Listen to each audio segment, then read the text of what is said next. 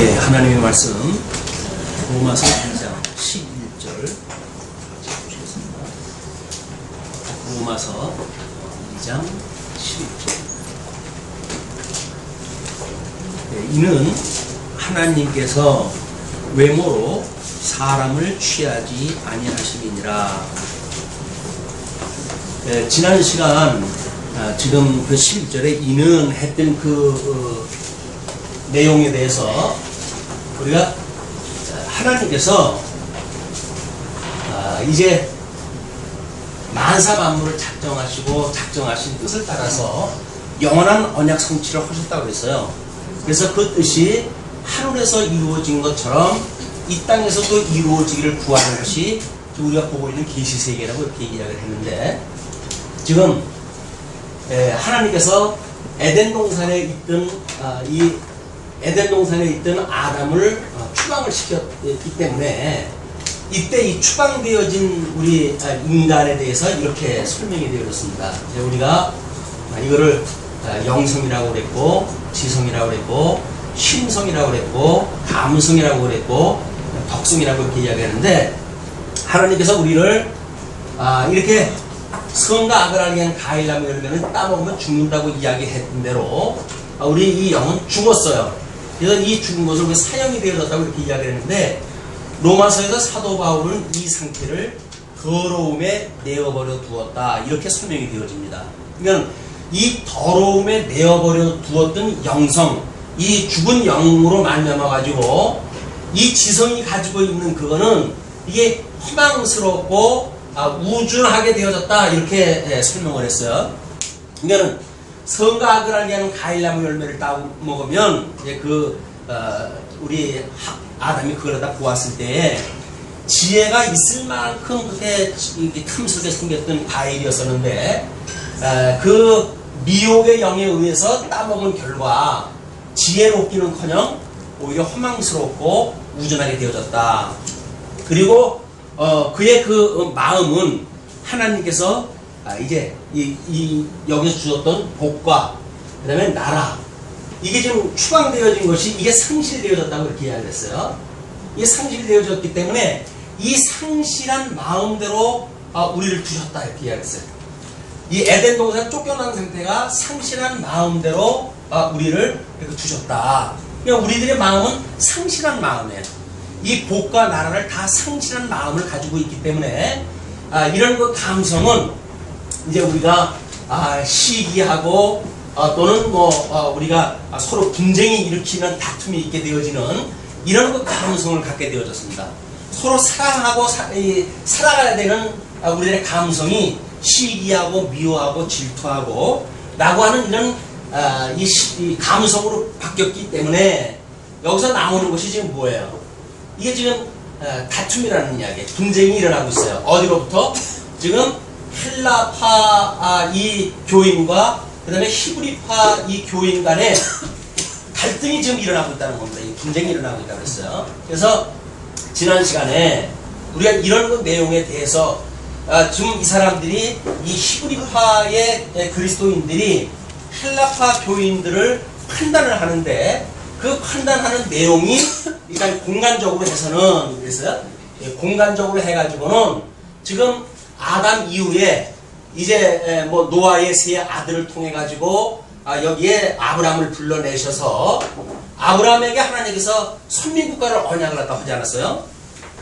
그리고 여기다 율법을 주어 가지고 이들로 하여금 하나님이 어떠한 분인지를 깨닫게 하시는 계시 섭리를 갖다 했는데, 이걸 우리가 실체적인 거라고 이야기를 했고, 그 다음에 아브라함을 불러내가지고 하셨던 거를 모형적인 거라고 이렇게 했음에도 불구하고 이 히브리파 교인들은 자기네들 기준을 가지고 지금 이 실체적인 섭리를 해가시는 하나님의 이 뜻을 모르기 때문에 자기네들 기준을 가지고 지금 판단을 했다 그 이야기예요. 그래서 이들의 이 공간적인 몰이에 이 지역적인 자기네들이 가지고 있는 정보에 의해서 다른 사람을 판단하는 이런 죄를 졌기 때문에 하나님께서 지금 이걸 심판하시겠다는 이야기죠.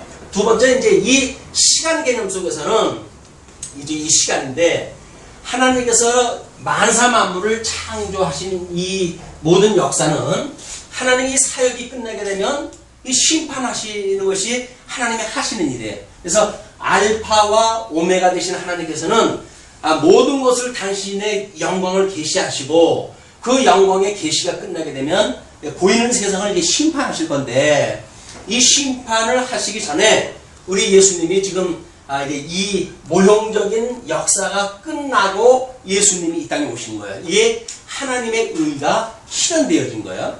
그래서 복음에는 하나님의 의가 나타나서 라고 이야기하는 그거는 지금 이렇게 구약성경에서 설명했던 이 복에 대한 이야기가 무엇인가, 라는 그 실체가 우리 주님이 오신 것이 저 복음이라고 하는 그 내용이란 말이에요. 예수님이 오신 것이 복된 소식이에요. 이분으로 말미암아서 이제 이 상실한 마음, 이걸 우리가 사망의 권세에 종로로 타고 있고, 이걸 어두움에 우리 주님께서 버렸다고 이렇게 이야기를 했으니까, 이거로부터 구원하는 역사가 우리 예수님으로 말미암아서 우리 구원되어지는 거니까. 그래서 이런 예수님이 오셨음에도 불구하고 이걸 모르고 있는 히브리파 교인들은 지금 이게 주 70년이면 이제 이게 멸망된다고 그러지 않았습니까? 예수님이 오시고 주 70년이면 멸망이 되어지는데, 이때가 약 57년, 58년 이 정도가 로마서 이 편지를 보낼 때란 말이에요. 그러면 앞으로 길어야 이제 13년 있으면 예루살렘이 완전히 무너지고, 그래서 모형적인 계시의 모든 역사가 끝이 나는데, 이 심판이 있기 전에 예루살렘의 심판이 먼저 오실 거예요. 예수님께서 종말에 대해서 물어보는 제자들한테 끊임없이 예수님이 주 70년에 있는 사건과 우주적 종말의 사건을 묶어가지고 늘 설명을 하셨어요. 우리 복음서에서 보니까. 그래서 이때에 어떻게 될 일인지를 설명을 하고, 그리고 세상 끝날 어떻게 될 것인가를 두 가지를 이제 붙여가지고 설명을 해주셨는데, 이 주 70년에 무너질 심판에 대한 그 내용을 모르고 있는 히브리파 교인들은 이 하나님의 오래 참으심에 대한 것을 무시하는 거예요. 지금 하나님께서는 이렇게 아담에게 언약하신 것을 둘째 아담이신 예수님을 통해서 이걸 구원하시겠다고 해서 모형적으로 이걸 보여주는데도 불구하고, 하나님께서 이제 오래 참으시면서 이렇게 모형적으로 이스라엘 백성들을 끝까지 참고 기다리고 해주셨는데도 불구하고 그거를 무시하고 지금 헬라파 교인들을 판단을 갖다 한 거예요. 그러니까 공간적인 오해와 시간적인 오해가 결국 히브리파 교인들이 가지고 있는 신관이고 종교관이었었다. 예수를 그리스도로 믿는 사람들이에요. 그럼에도 불구하고 자기네들이 가지고 있는 정보에 의해서 그들은 복음을 이해할 수밖에 없어요. 우리나라에 복음이 처음 들어왔을 때 예수천당 불신지옥만 해도 회개하는 역사가 일어나고 그랬거든요. 그 이야기는 뭐냐면, 우리들이 가지고 있는 정보가 아주 지극히 적을 때에도 하나님께서는 이 놀라운 역사를 해가실 수가 있어요. 그런데 기독교가 우리나라에 들어온 지 한 120년의 세월이 흘러가면서 대한민국은 눈부신 발전을 갖다 해왔어요. 고등학교 졸업을 갖다 하고 한 근 70~80%가 대학을 진학할 정도의 풍년의 이런 지식의 시대에 우리가 살고 있거든요. 그렇다고 한다면 일반 학문이 그렇게 발전하고 그랬으니까 오히려 이 예수님을 믿는데 더욱 이게 도움이 될까? 그게 아니라는 거예요. 왜냐하면 이런 죽어져 있는 영들이 만들어내는 것이 이 일반 종교라고 그러지 않았어요? 이 종교고, 그 다음에 이걸로 만들어지는 것이 철학이라고 그랬어요. 이 철학. 그 다음에 이 덕성으로 만들어지는 일이, 이것이 이제 우리가 윤리, 이걸 추구하는 거고, 우리 하나님께서 이렇게 지성, 신성, 감성, 상실한 마음대로 내어버려 둔 것이 이것이 예술 부분이라고 이렇게 이야기를 했어요. 이게 진선미를 갖다가 추구하고 있는 일반적인 가치의 문제였었다. 그러니까 율법을 가지고 있었던 히브리파 사람들은 율법을 기준으로 가지고 다른 사람들을 판단하고, 과거에 우리 이제 고린도서 사도행전을 공부할 때 고린도 지역에 사도 바울이 갔을 때에 수많은 우상들이 서 있고 그러지 않았어요. 그래서 심지어 모르는 신에게라고 하는 그런 편말을 붙이는 신정까지 있었는데, 그렇게 이 사람들은 자기네들이 가지고 있는 종교에 파묻혀 살던 사람들이에요. 그러면 헬라파 교인들이 가지고 있던 이 종교와 히브리파 교인들이 가지고 있던 종교가 전혀 다른 거예요. 다른데 그 다른 걸 가지고 지금 판단을 하는 문제가 생긴 거 아닙니까? 이 판단하는 문제가 결국 예수님이 오셔가지고 이제 형상의 문제라고 이렇게 이야기했어요. 어린 양 되어지는 예수 그리스도냐, 아니면 일찍이 있었던 이 짐승 권세에 의한 막 이런 그 형상이냐. 이 모든 사람들은 어둠 속에 죽어버렸고 사망 권세, 이 이제 음부의 권세거든요. 이 음부의 권세가 주장하는 것이 이 짐승 권세란 말이에요. 그러니까 결국은 이쪽에 하나님께서 사망 세계로 우리를 내어 쫓아 버렸을 때 만들어지고 살아가는 것이 우리가 짐승 권세의 종들을 통해 살아갔던 우리들이거든요. 이런 그 우리들이 예수를 그리스도로 믿고 짐승 권세를 이기시고 부활하셨던 어린 양의 권세를 우리가 신뢰하기 시작을 했어요. 아, 눈에 보이는 막강한 이 어떤 힘이 아니라 정말 살아계신 우리 하나님의 힘이야말로 힘의 근원이 되시는 분이로구나. 생명의 근원이 되시는 분이로구나. 그래서 사망에 있던 우리들이 예수 그리스도를 믿고 생명의 세계로 옮겨졌어요. 그래서 우리는 영생을 얻은 사람들이 됐어요. 영생을 얻어가지고 예수 그리스도를 믿는 이 형상의 세계를 이걸 극복해가지고 이거를 뛰어넘는 이 믿음의 세계를 봐야 되는데, 이때 히브리파 교인들은 이 공간도 시간도 형상도 극복한 초월한 세계를 보지 못했던 거예요. 그러니까 눈에 보이는 세계 속에서 분쟁이 계속 일어나고 있었던 거죠. 지금 11절의 내용이 그겁니다. 이는 이렇게 되어진 것이 이야기를 하는 거예요. 그러면서 하나님께서 외모로 사람을 취하지 아니하심이니라. 외모라는 게 뭡니까? 결국 이 외모, 이거는 형식적인 거예요. 이게 아마 유대인들이 봤을 적에는, 유대인들은 아시아계고 지금 이제 이 로마 쪽에 있는 사람들은 대부분 이제 그 뭐 유럽 쪽의 계 아닙니까? 그러면 노아의 아들 중에 함과 야벳과 셈이라고 하는 세 아들이 있었는데, 모든 인류는 이 세 아들로부터 번성하는 이 인류란 말이에요. 그러니까 하나님께서 우리 노아를 통해 가지고 구원을 예표로 보여주었는데, 여기서 어떤 외모가 다르다고 해가지고 뭐 믿음 택자냐 부택자냐 이게 구분되어진 게 아니잖아요. 지금 그러니까 우리가 하나님의 형상을 따라서 지음을 받은 우리들은 이건 외모에 있는 게 아닙니다. 근데 우리도 왠지 뭐 이번에 이제 뭐 중국 사람이 중국의 어떤 교포가 뭐 살인 사고를 일으켜가지고 문제가 이제 되어지고 다른 사람, 우리나라 사람들이 봤을 적에 제3국인에 대한 어떤 혐오감이 이제 자꾸 팽배가 되어지고 문화적으로 이런 변화가 만들어지는데, 전부 선입견인 거예요. 선입견. 사람들의 얼굴이 좀 뭐 우리하고 다르면 저 사람은 왠지 무섭다, 이렇게 해가지고 그 사람들에 대한 외모로 우리가 판단을 갖다 하잖아요. 이때 있었던 사람들 똑같이 외모로 판단을 갖다 했다고 이야기죠. 근데 하나님께서는 이렇게 판단하지 않는다는 이야기예요.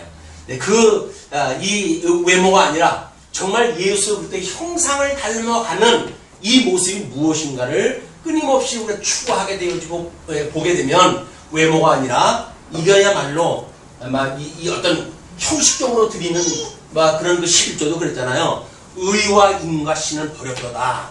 이거는 어떤 형식은 남아져 있는데 내용은 없어져 버리는 거예요. 이거를 복음이 이것이 무엇인가 연약했을 때 이런 문제가 만들어진단 말이에요. 근데 이것에 대해서 사도 바울은 이렇게 설명을 해 들어갑니다. 자, 12절에 무릇 율법 없이 범죄한 자는 또한 율법 없이 망하고, 무릇 율법이 있고 범죄하는 자는 율법으로 말미암아 심판을 받으리라. 이미 이쪽에 추방되어진 사람들은 궁극적으로 하게 되면 다 하나님 앞에 심판에 있을 사람들이야. 근데 이 심판이 어떤 것이 기준이 되냐면, 이때 이제 이 율법을 가지고 있는 사람들이나 또는 헬라파 이 자기네들이 가지고 있는 신간을 가지고 예수를 믿었던 이런 그 사람들의 잘못되어진 어떤 그 기준들이 보게 되면, 법이라고 하는 건데요. 이 법이라고 하는 거는 세 가지로 나타난다고 그랬죠. 이걸 세우는 것이 있고, 이걸 행위하는 것이, 이게 행동으로 옮기는 것이 있고, 그 다음에 이거를 다시 가르는 일이 있다. 이렇게 되어졌어요. 이제 우리나라에서 뭐 이걸 국회에서 하고, 이거를 행정부에서 하고, 이거를 우리 사법부에서 이걸 일을 갖다 하는 거 아닙니까?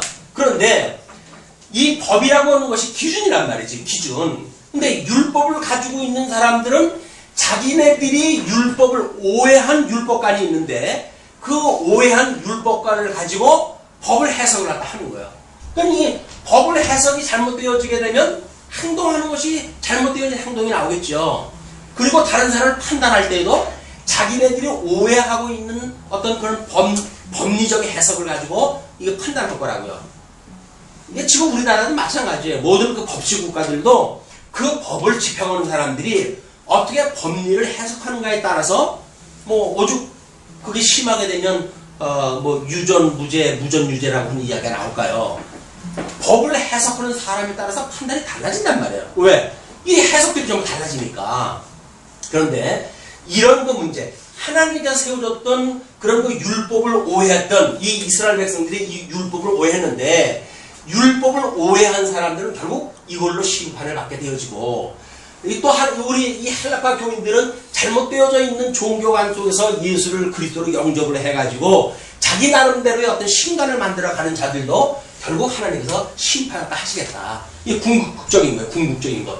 예수 그리스도로 말미암아서 구원을 받지 아니하는 모든 자들은 심판을 받게 되어지는 겁니다. 그런데 예수를 믿는다 하면서도 무엇인가를 제대로 모른다고 한다면 이 사람들은 외모로 뭔가 예수를 그리스도로 믿는 거지, 그이가 영혼, 자기의 어떤 영생을 얻었고 생명을 가진 자로서 예수를 믿는 것이 아니라는 이야기 아니에요. 그게 아니니까 판단을 갖다 하지. 어떻게 생명을 가진 자가, 같은 생명을 가진 자인데 같은 생명을 가진 자가 출신자가 다르다, 외모가 다르다고 하는 걸로 판단할 수가 있겠어요. 그러니까 지금 사도 바울이 그 논리를 펴가는 겁니다. 그러면서 하나님 앞에서는 율법을 듣는 자가 의인이 아니요 오직 율법을 행하는 자라야 의롭다 하심을 얻으리니, 행위로 옮겨져야 된단 말이에요. 그게 듣는 걸로 되어지는 게 아니란 말이에요. 왜? 듣는 거라고 하는 건 뭐예요? 하나님께서 절대 객관적인 율법을 주신 거 아니에요. 그러니까 주신 걸 듣는 거하고는 아무런 의미가 없어요. 그거를 내가 듣고 어떻게 내 삶을 살아가는가에 따라서 심판이 되어지니까. 그렇기 때문에 그 하나님 앞에서는 율법을 듣는 자가 의인이 아니요 오직 율법을 행하는 자라야 의롭다 하심을 얻으리니, 율법 없는 이방인이 본성으로 율법의 일을 행할 때는 이 사람은 율법이 없어도 자기가 자기에게 율법이 되나니, 이런 이들은 그 양심이 증거가 되어 그 생각들이 서로 혹은 송사하며 혹은 변명하여 그 마음에 새긴 율법의 행위를 나타내느니라. 자, 이게 전 인류적인 입장에서, 노아의 세 아들의 전 인류적인 입장에서 하나님께서 이 상실한 마음대로 두신 거 아니에요? 이 상실한 마음대로. 이 상실한 마음을 가지고 있는 사람들이 율법을 잘못 이해하게 되면 여전히 상실한 마음의 율법관을 갖게 돼요. 이 사람들이 율법으로 망하는 것처럼 이 잘못되어져 있는 헬라파 사람들도 이 상실한 마음을 가지고 있는 그 마음이 자기네 법이 되어진단 말이에요. 자기네 법이 기준이 되어지기 때문에 자기네 기준을 가지고 결국은 자기네들이 이렇게 행동도 하고 또는 고소도 하고 때로는 변명도 하고 이런 일들이 만들어진다는 거죠. 이거는 어렵지 않은 이야기죠. 그러니까 이 노아의 전체 이 아들, 세 아들을 통해서 주어졌던 하나님의 이 법은, 이 모형적으로 주어졌던 이스라엘 백성들에게 주어졌던 모형적인 것이 이 전 인류에게 주어졌던 것에 내용으로 이렇게 포함이 되어져 있는 거지 따로 떨어져 있는 게 아니에요. 이게 두 가지의 개념으로 떨어져 있는 것이 아니라 이걸 이론론적으로 이해를 갖다 해야 된다 그 이야기예요. 왜냐하면 사도 바울이 이렇게 설명을 갖다 합니다. 곧 내 복음에 이른 바와 같이 하나님이 예수 그리스도로 말미암아 사람들의 은밀한 것을 심판하시는 그날이라 예수님이 구속주로 이 땅에 오셨지만 지금 승천에 계시잖아요. 대주제 되시는 우리 주님께서 하나님 우편에서 우리를 위해 지금도 중보기도도 하고 계셔요. 그러나 때가 되면 우리 예수님이 재림을 갖다 하실 텐데 이때는 구원주로 오는 것이 아니라 심판주로 오게 되시는 겁니다. 그래서 그동안 우리 그리스도가 세우신 법을 어떻게 우리가 따라서 살아가는가에 따라서 심판을 딱 하시는 거예요. 새로운 법을 세우신 거예요. 이분이 새로운 기준을 제시했다 했어요. 그 새로운 기준이 사랑의 법입니다. 그러니까 우리 주님께서 해가시는 법이 아니게 되면 너희들이 가지고 있는 전통적인 또는 그렇게 오해하고 있는 어떤 법을 기준으로 한 모든 것들은 주님이 오시는 날 다 드러나가지고 심판이 되어진다. 그냥 하나님 앞에서 우리가 어떻게 살아가야 된다는 건 너무나 중요한 일입니다. 그게 아니게 되면 우리는 마치 우리들이 세운 법을 가지고 이제 기준을 가지고 살아갈 테니까 그럼 내가 스스로 의롭다고 생각을 할 거예요. 그러나 우리 주님께서 그러잖아요. 유대인들한테 너희들이 이 남의 물건을 도적질하지 말라. 예, 그래 일렀지만 나는 너희에게 이르노니 뭐라고요? 이미 마음에 탐심만 품어도 도적질을 한 거란 말이에요. 그러니까 상실한 마음대로 부어져 가지고 1차적으로 가지고 있던 죄가 뭐라고 했어요? 탐욕이 탐욕.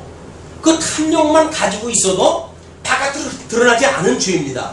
그런데도 불구하고 예수님께서는 정죄해버렸어요. 이미 도적질을 했다고 이야기해요. 그리고 또 뭐가 있어요? 탐심하지, 살인하지 마라. 살인하지 말라는 이야기도 마찬가지죠. 형제를 보고 나가라 하는 자마다 이미 살인하였다 그 이야기예요. 우리 하나라잖아요. 저 새끼 저거? 뭐 이렇게 이야기한단 말이에요. 그 나가라고 하는 것이 지금 이게 욕인데 욕을 했다는 그 이야기는 뭔가 자기 기준에 뭐가 심사가 맞지는 않는다는 이야기 아니에요. 그 욕을 했어요. 그 욕을 했다는 이야기는 이미 마음속으로 우리는 살인을 한 거예요. 도적질하고 살인하고 간음하고 아니 이렇게 상실한 마음대로 살아가는 사람들 중에 하나님 앞에 의롭다 될 사람이 아무도 없잖아요. 그렇기 때문에 하나님께서 오직 이에 세워졌던 하나님의 법을 우리 예수님을 보내주셔가지고 모든 법을 다 이루게 하셔서 결국 이분을 의롭다고 보신 거예요. 이분은 우리 예수 그리스도가 의로우신 분이지 여기서 어떤 행동을 가지고 살아가는 사람들이 의로운 사람이 아무도 없습니다. 그러니까 예수 그리스도 이분만이 하나님의 법을 따라서 이 땅에 오셨고 법을 다 이루셨고 그 법대로 십자가에 못 박아 죽임을 당하신 분이에요. 그래서 우리들을 대속해 주셨던 그분이기 때문에 이분만이 의로우시고 이분만이 나중에 심판할 수가 있는 거지. 여기서 예수 그리스도로 말미암아 구원을 받은 사람들이 자기 나름대로 기준을 가지고 다른 사람 정죄하고 그거는 우리 사도 바울의 논리에 의하면 전부 정죄될 일이다 그냥 입니다. 자, 그러면서 17절에 율법에 대해서 이렇게 설명을 해요. 왜 너희들이 그 율법을 오해했는지 이런 걸 이렇게 설명을 합니다. 17절부터는 지금 율법을 받은 유대인이 불순종으로 하나님의 이름을 모독한다. 지금 이렇게 이야기를 하는 거 아니에요. 지금도 마찬가지입니다. 우리가 복음을 가졌다고 하는 우리들이 이때 당시에는 유대인들이 지금 이 복음을 가지고 있었어요. 이 유대인들이 복음을 율법을 맡은 자란 말이에요. 이거를 제대로 하지 못했을 때 이게 하나님의 이름을 오히려 욕보이는 일이라고 했잖아요. 지금도 예수를 그리스도로 믿는다고 하는 우리들이 하나님의 법을 제대로 모르고 우린 나름대로 오해되어져 있는 이런 율법관을 가지고 있든지 복음관을 가지고 있게 되면 결국 우리가 하나님의 이름을 우리가 욕보이는 결과가 되어집니다. 예수를 그리스도로 제대로 믿지 않는다고 하는 그 일은 이 복음을 제대로 모른다는 이야기는 하나님의 이름을 욕보이는 일이란 말이에요. 한국교회 실상이 지금 그렇잖아요. 아니 이 놀라운 예수 그리스도로 말미암은 기독교를 개독교라고 이름을 부를 정도로 지금 되어졌다고 한다면 하나님의 이름을 욕보이는 일이에요. 지금 이 주님의 몸된 교회가 지금 무슨 일을 하는지를 모르고 있는 거예요. 그러니까 하나님의 이름이 욕보이는 이런 시대에 우리가 살고 있는 거죠.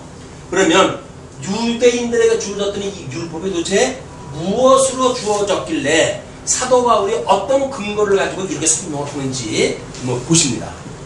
거기서 이제 이렇게 설명을 해요. 18절에 율법의 교훈을 받아 하나님의 뜻을 알고 지극히 선한 것을 좋게 여기며. 자, 율법의 교훈을, 이 사람들이 율법을 언제 받았어요? 아브라함 때로부터. 여기서 다시 한번 이제 보죠. 아브라함한테 하나님께서 언약을 하시고, 아브라함한테 10조를 통해 가지고 이제 12아들까지 낳게 하신 뒤에 70명의 사람들을 애굽으로 집어넣으셨어요. 이 애굽으로 집어넣으셨다가 400년 만에 이들을 이제 출애굽을 하게 하셨잖아요. 이 출애굽을 갖다 하신 이후에 하나님께서 율법을 주십니다. 이때 이제 모세를 통해 가지고 율법을 주신 거예요. 그러면 이 율법을 받았다는 이야기는 이스라엘 백성들이 지금 죄 아래 죽었다가, 이 죄 아래 애굽의 포로로 있다가 출애굽이 되어졌던 이거를 기점으로 해가지고 율법을 받잖아요. 이제 그 하나님께서 율법을 주시는데 뭐라고 말씀을 하십니까?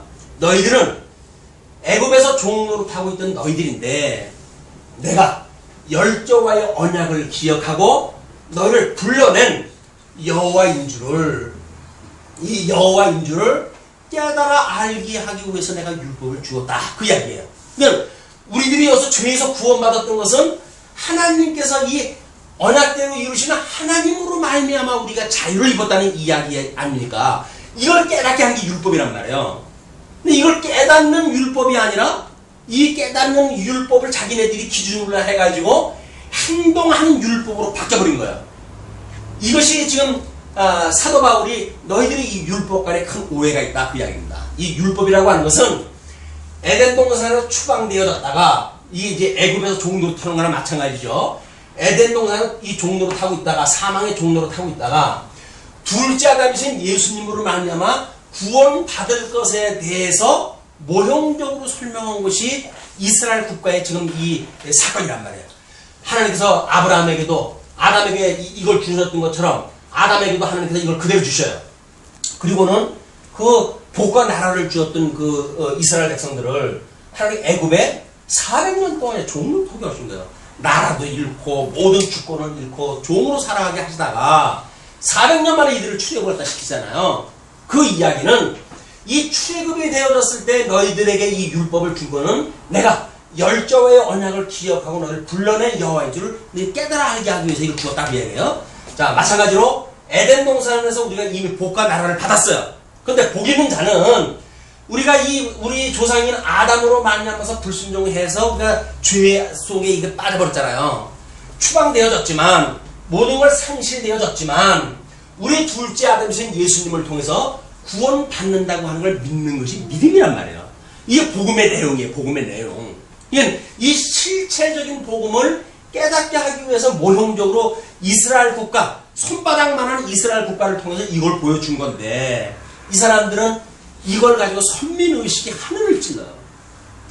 이 선민의식이 하늘을 찔러가지고 이 이방인들에 대하여 이 사람들은 괴대처럼 생각해요. 개돼지처럼 생각을 해요.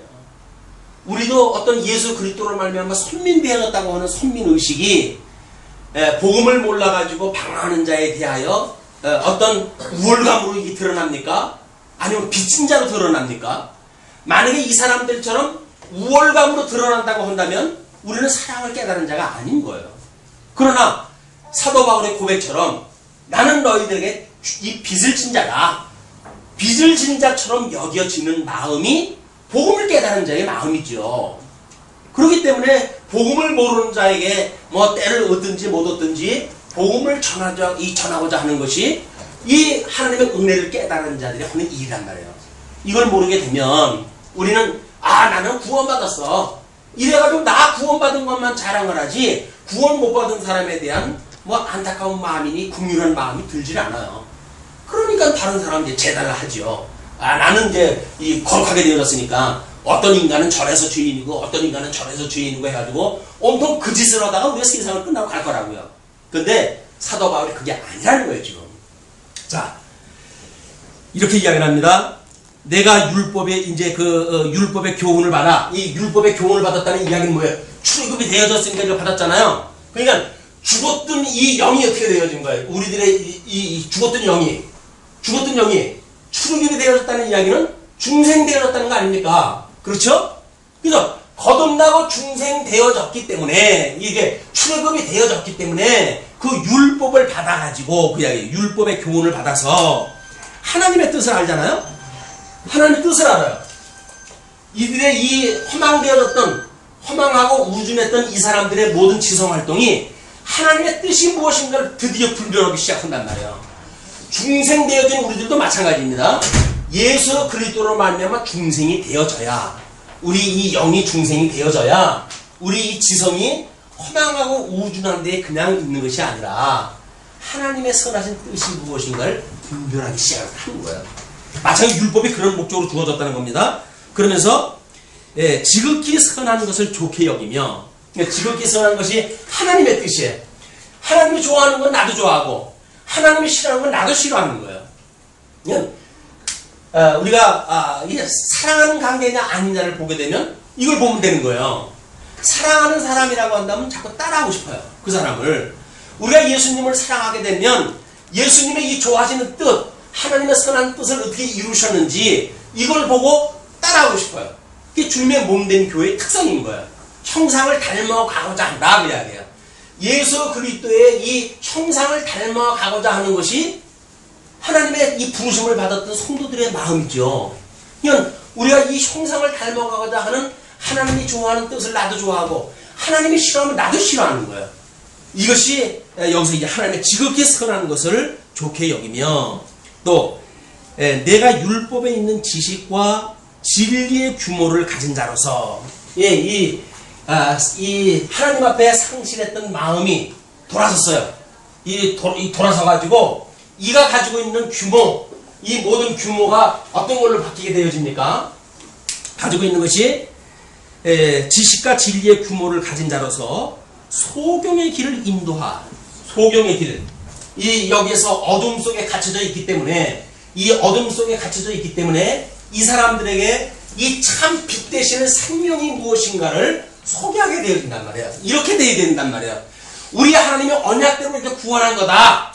설사 너희들이 지금 우리들하고 다른 헬라인의 신분을 가지고 예수를 그리스도로 믿지만, 이 사람들이 정상적이라고 한다면 너희 그렇게 믿지만, 형제여, 우리와 외모가 다른 걸로 당신들은 염려하지 마라. 왜냐하면 우리 하나님과 외모로 구원하시는 것이 아니라 우리들에게 이 하나님의 선한 뜻이 무엇인가를 보여주고, 바로 우리를 이 애굽에서 불러낸 여호와를 기억나게 하기 위해서 율법을 주었듯이 당신들에게도 아담에게 주어졌던 상실했던 복을 우리 둘째 아담이신 예수님이 와가지고 이루어주신 거 아니냐. 그렇기 때문에 당신들이 믿는 그리스도나 우리들이 믿는 그리스도나 단 한 분 같은 그리스도다 라고 선언을 해야 이 옳은 복음을 가지고 있는 거죠. 이 사람들은 뭔가 잘못 가지고 있으니까 예수 그리스도를 이 빛된 자로 인도하는 그런 그 사람이 못 되는 거죠. 그러니까 너희들이 그렇게 율법에 있는 지식과 진리의 구모를 가진 자로서 소경의 길을 인도하는 자요,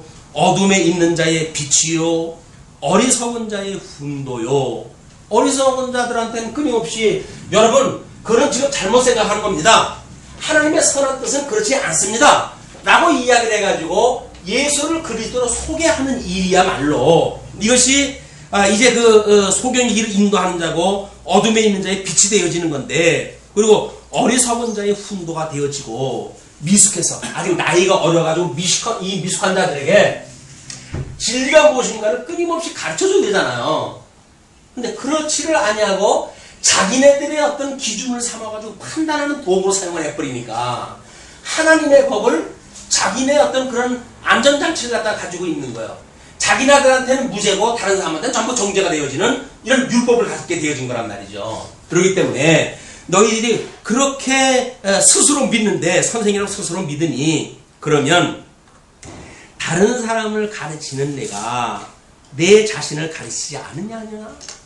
율법을 가지고 지금 헬라파 사람들한테 그걸 가지고 지금 교육을 할 거 아니겠어요. 그러니까 너희들이 가르친다고 했을 때 그 가르침으로 인해 너희들한테는 적용이 안 되느냐 그 이야기예요.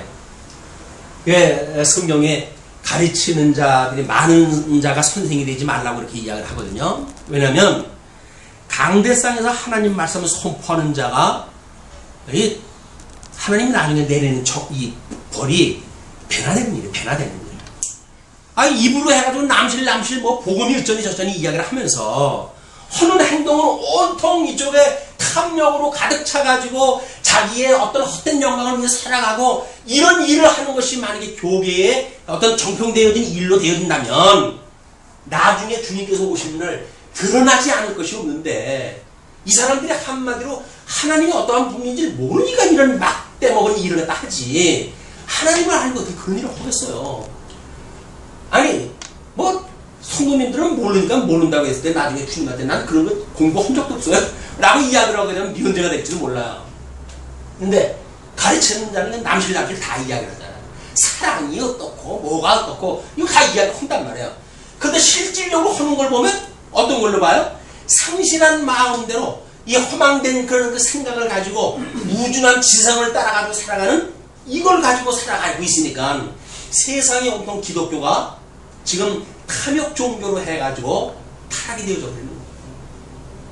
그냥 교회는 그냥 부동산이 있는 대로 집어지려고 하고 그것도 세금 내라고 그랬더니 세금 못 내겠대. 왜? 종교 그 사업인데 왜 세금을 내냐. 종교 사업이면 종교 사업처럼 써야지. 왜 그거를 치부하는 걸로 써버려 놓고는 사람들한테 세금만 내는 사람으로 욕을 먹느냐 그래야. 이런 그 문제들이 정말 복음을 모르게 되면 이렇게 자기네들의 기준을 가지고 자기네들 옳다고 하고 다른 사람들은 다 정죄하는 잘못되어져 있는 복음이 돼버리고 마니까 사도 바울이 왔을 때 지금 기가 막힌 거예요. 이 로마에서 일어나는 일이 기가 막힌 일이 지금 벌어지고 있는 겁니다. 근데 이게 로마에서만 있는 일이 아니잖아요. 크게는 유대인들과 모든 세계에 가는 게 문제이기도 해요. 그래서 예수님이 오시고 2000년이나 지금 세월이 흘렀지만 지금도 율법을 어떻게 우리가 지켜야 되느냐 하는 문제로 해가지고 우리 고민을 갖다 하고 있어요. 왜? 아직도 율법의 이 기준이 어떻게 해야 되는지 모르는 거예요. 이 율법이 우리가 지켜야 되는 거냐 어떻게 되는 거냐 이거에 대해서 혼돈이 오는 거예요. 이 율법을 지켜야 된다고 한다면 우리가 이 율법에 잘못되어져 있는 이 어떤 규정을 가지고 나는 지켰으니까 지키지 못한 사람들 다 정죄할 거 아니겠어요? 그걸 가지고. 그게 아니란 말이에요. 이 주님께서 주셨던 새로운 법이 무엇인지 그 사랑의 법을 우리가 찾지 못하면 사랑의 법을 우리가 깨닫지 못하게 되면 우리는 죽이는 율법, 죄 아래 가두는 율법에 갇혀가지고 나뿐만 아니라 다른 사람도 정죄하면서 이 신앙생활도 하게 되어지는 아이러니한 자유인들을 만나게 됩니다. 이 아이러니한 자유인들은 진정한 자기 자유를 못 누린 사람이에요. 그러면서 자기는 다른 사람들을 이제 자유인이 아니라 뭐 어떤 그 율법에 속박이 되어져 있고 죄에 속박되어져 있고 어둠에 속해져 있는 사람이라고 정죄할 거라고요. 근데 우리가 만약에 이 자유의 법을 찾게 되면 예수 그리스도로 말미암아 생명의 법을 찾게 되면 우리는 이 사람들이 잘못 가지고 있는 이 모든 율법관을 다시 뜯어 고치게 돼요. 그게 새롭게 우리 주님께서 주시는 법이에요. 자 그렇게 다른 사람을 가르치는 내가 내 자신을 가르치지 아니하느냐? 도적질 말라 간포하는 내가 도적질하느냐? 아니 뭐 그러잖아요. 율법에 도적질하지 말라고 그랬고 뭐 부모에게 효도하라고 그랬고 뭐 율법에 쭉 나와져 있는 것들이 있단 말이에요. 그걸 선포할 때마다 그것이 결국은 자기네들의 죄가 거기에 다 포함되잖아요. 나중에 이게 밝혀지지만 율법은 이 죄 아래 있다고 하는 것을 기억나게 하시기 위해 준 거예요. 하나님께서 이 에덴 동산은 너희들 추방시켰다. 그래서 이 복과 나라가 지금 상실되어졌다고 하는 걸 깨닫게 하시기 위해서 율법을 주신 거란 말이에요. 그 율법에 정죄되어지는 기능을 보게 되면 이게 죄 아래서 우리가 죽을 수밖에 없는 전부 당연한 이치들이에요.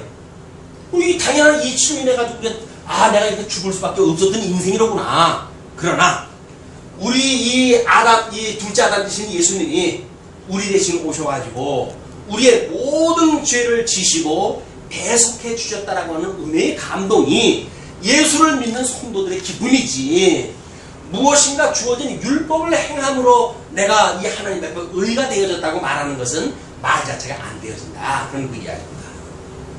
자 그러면서 간음하지 말라 말하는 내가 간음하느냐? 뭐 아까도 예를 들었어요. 예수님이 하셨던 그 예를. 이거는 이제 도적질 하지 말라. 그런데 탐심을 먹어도 이미 도적질이라고 그랬는데 이때의 이 사람들의 이 어떤 도적질은 실질적인 도적질이에요. 탐심 정도의 도적질이 아니라 실질적인 도적질 뿐만 아니라 또 간음하지 말라 이렇게 이야기하는 사람들이 이 우상을 가증히 여기는 내가 신사한 물건을 도적질하느냐, 우상을 섬기지 말라고 했던 이야기가 뭐냐면, 먼저뿐에 이제 그 타락되어졌을 때, 상실한 마음대로 두어졌을 때, 이 사람들이 이렇게 잘못되어져 있는 종교관으로 믿고 있었던 그 종교 행위가 뭐예요? 여사제를 세워놓고, 그리고 우상을 섬기면서 그 여사제와 관계를 맺으면서 자기가 어떤 희열을 느끼는, 이것이 마치 신에게 구원을 받은 것처럼 잘못 알고 있는 이들의 신앙관이라고요. 그래, 그런 것들이 사회로 점점 번식이 되어져 가지고 예수를 갖다 이때 어떤 사제와의 그런 그 관계가 점점 더 번성하는 게 뭐예요? 결국은 동성애로 번성이 되어지고 순리를 따라서 어떤 그 관계를 갖는 일이 포기되어지는 일까지 만들어지고 그러지 않습니까? 이것이 잘못되어져 있는 제사관, 신관에 의해서 제사관이 만들어지는데 그 예배관에 의해 가지고 그런 그 예배관이 만들어지고 예배관에 의해서 잘못되어져 있는 윤리관이 만들어졌다. 우리가 지난 시간에 그렇게 살펴보았습니다. 그런 것처럼 이제 간음하지 말라 말하는 데가 간음하느냐? 그 이야기예요. 뿐만 아니라 우상을 가증히 여기는 데가 신사한 물건을 도둑질하느냐? 신사한 물건이라고 하는 것이 이게 이제 뭐 영광을 드러내게 하기 위해서 뭐 금으로 입혀놓고 맨 그렇게 입혀놨잖아요. 그런데 그때 당시에 유대인들이거나 뭐 이 죄 아래 있는 사람들이 재물의 탐심을 안 가지는 사람은 누가 있겠어요. 그러니까 그 우상단지에다 금 입혀놓은 걸 가지게 되면 아유 저놈 하나만 옷을 벗기면 이 금을 갖다 벗기면 내 이 어려운 것이 좀 극복이 될 텐데 이런 마음을 다 가지고 있는 사람들 아닙니까?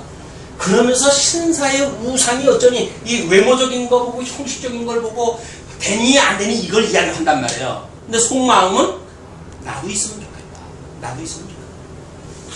가끔 힘들고 어려울 땐 그러잖아요. 경제적으로 어려울 때 복권 하나 돼가지고 수십억 한번 떨어지는 그런 이런 횡재수가 나한테는 없을까?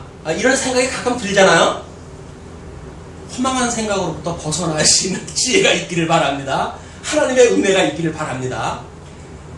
왜냐하면 하나님 우리 탐심이라고 하는 것은 하나님이 나를 사랑한다고 믿어지게 되면 우리 처음에 젊은 시절에 연애를 할 땐 그러잖아요.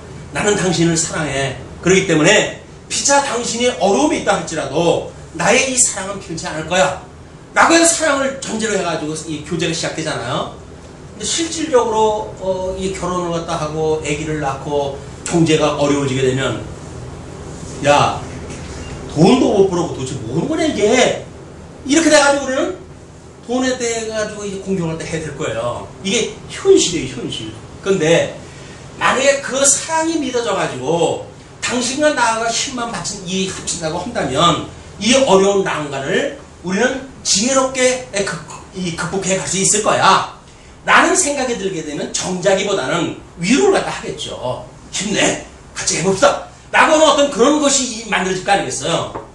근데 하나님의 뜻을 우리 하나님이 우리를 얼마나 사랑했는지 독생자 예수를 죽이니만큼 우리를 사랑했다고는 사랑이 믿어진다고 한다면 예수를 믿고 사랑하는 우리의 삶이 좀 부족하다고 느껴지겠습니까? 이분을 믿고 살아가는데 부족하다고 느껴진다는 이야기는 이분이 우리한테 부요한 분이 못 된다는 이야기예요.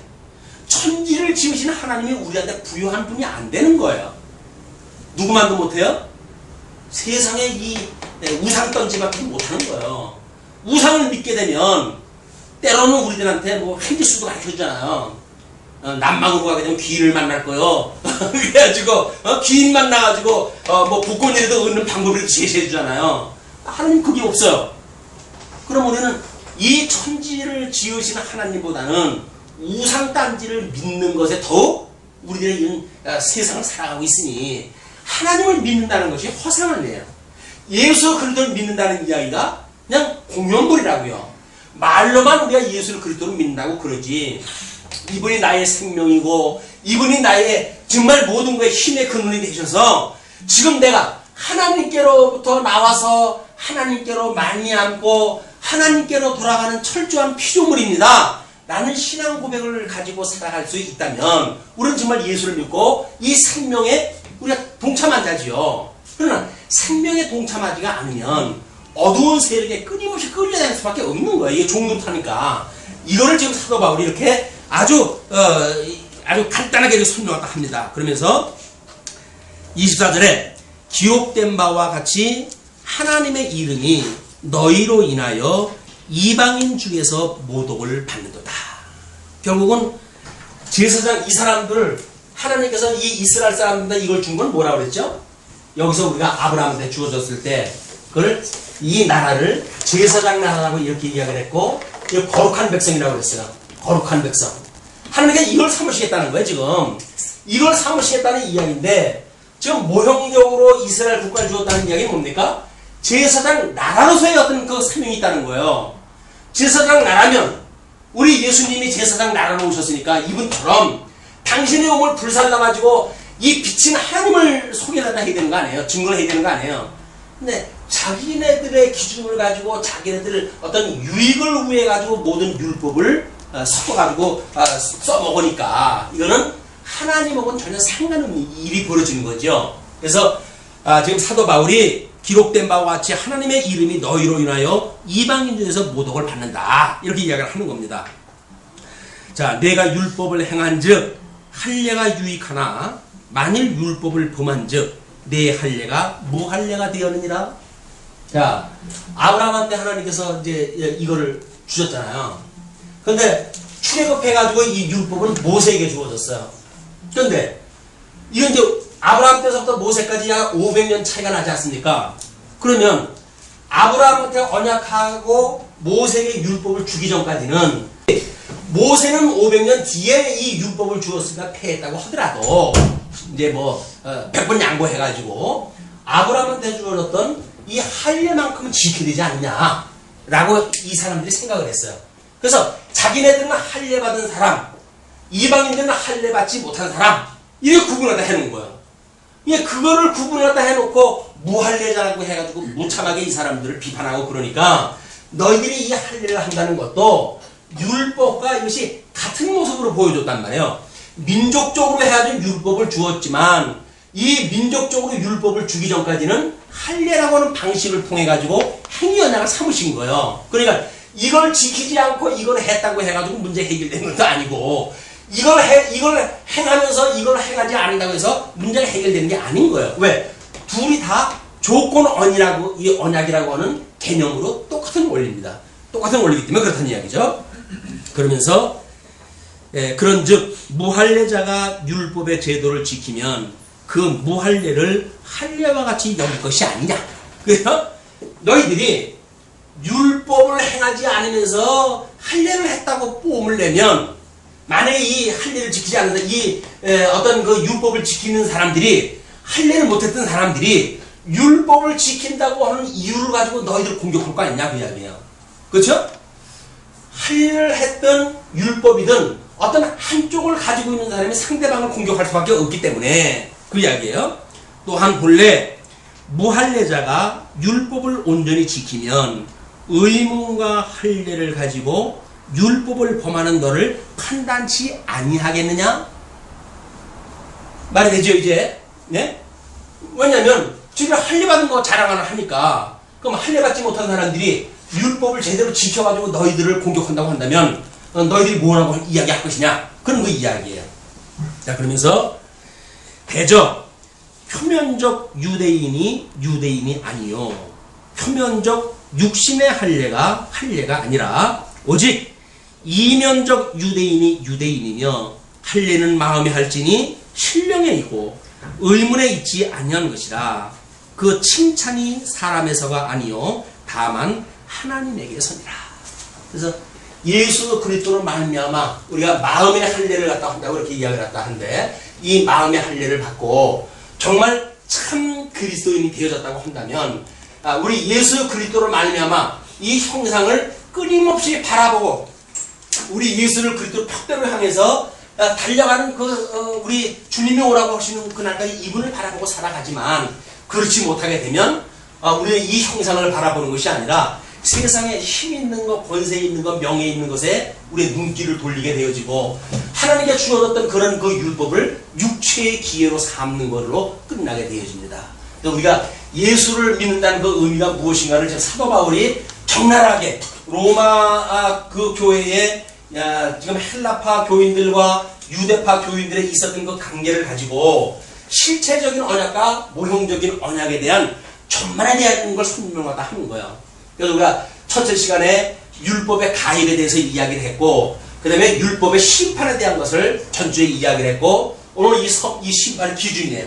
이 기준이 과연 어떤 것이냐. 그래서 지금 사람들이 너희들이 알고 있는 이 기준이 아니라 이 기준은 바로 법 대신 그리스도가 이 법의 주인으로 오신 거예요. 모든 그리스도의 법은 이분께서 이 해석을 하고 이분께서 다 이루시고 이 이루신 거에 의해서 이분이 심판하다 하실 거예요.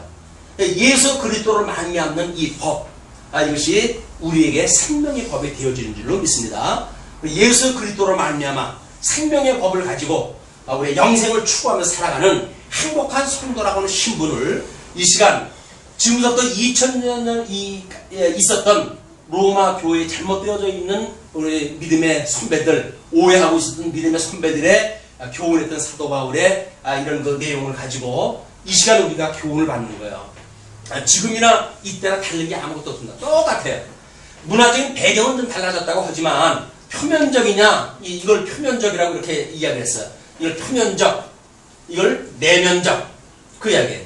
그냥 표면적인 그리스도인이 아니라 내면적 그리스도인이 그리스도인이라 그래요. 표면적이라는 그리스도는 뭐예요? 주일날 교회 오고 성경책 옆에다 끼고 입으로 해서 거룩 하나님 거룩한 이름 찬송 부르고 이게 전부 외모적인 거예요. 그러나 그 속에 우리가 내면적으로 해서 이면적으로 해가지고 과연 마음의 할례를 받고 예수 그리스도를 우리 형상을 닮아가고자 하는 하나님의 기뻐하시는 뜻을 끊임없이 추구하는 이런 성도의 삶인가 아닌가는 끊임없이 우리가 우리의 성찰할 내용들이에요. 우리가 하루 지나가면 저녁 나절에 과연 우리가 하나님의 기뻐하시는 뜻을 살았는지 아니면 하나님의 기뻐하시는 뜻을 그걸 무시한 채로 나 좋은 그런 하루를 보냈는지 이런 걸 성찰하고 또 예수 그리스도를 바라보고 그분에 의해 가지고 우리가 새로운 힘을 공급받고 그래서 이 구원의 길을 끊임없이 달려가는 이런 성도의 삶이야말로 사도 바울이 권면을 했던 그런 그 내용이다.